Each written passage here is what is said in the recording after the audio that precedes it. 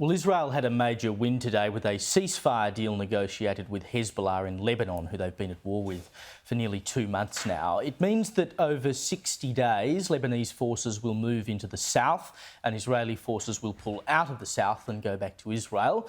And Hezbollah will have to move north of the Litani River, which is what they were meant to have done back in 2006. In a joint statement, the US and France said the agreement would cease fighting in Lebanon and secure Israel from the threat of Hezbollah and other terrorist organisations. Foreign Minister Penny Wong welcomed the news today. The people of Lebanon will welcome this ceasefire. The people of Israel will welcome this ceasefire. What I would say is that we hope that this is a catalyst for a broader ceasefire in the region. And we look forward to the day when there is a ceasefire too in Gaza. Joining me to discuss is the Executive Council of Australian Jewry co-CEO Peter Wertheim. Peter, what difference will this make to the broader war? Well, first of all, it will isolate Hamas. There's no doubt that what's left of Hamas will be just left to deal with the situation that they've created in Gaza. By themselves.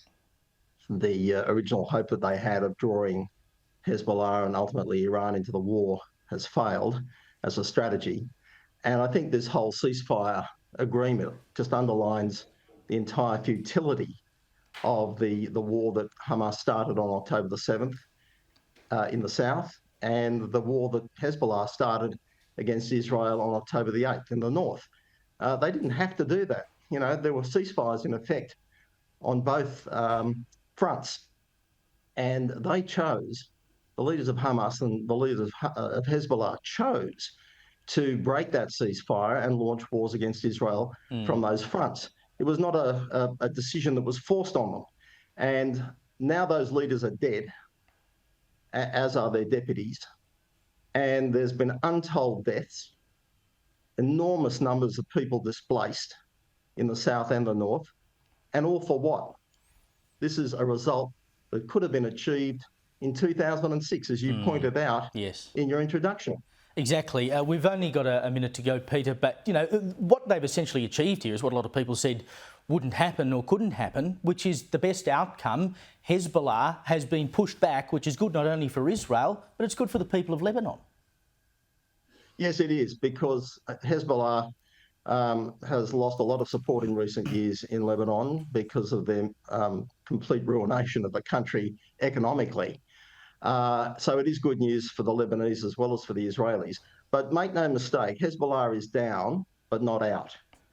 They will use whatever time is available to them once they withdraw, to regroup, to rearm. And, you know, the Foreign Minister has talked about a widening truce. I understand why she's doing that, but why can't there be, for heaven's sake, a call from Australia's Foreign Minister for peace? It's you know, we've had truces aplenty in the past. Yeah. And yes. And they don't last. We want peace. I know. We need to move on. Peter, thank you so much for your time. That's it from me.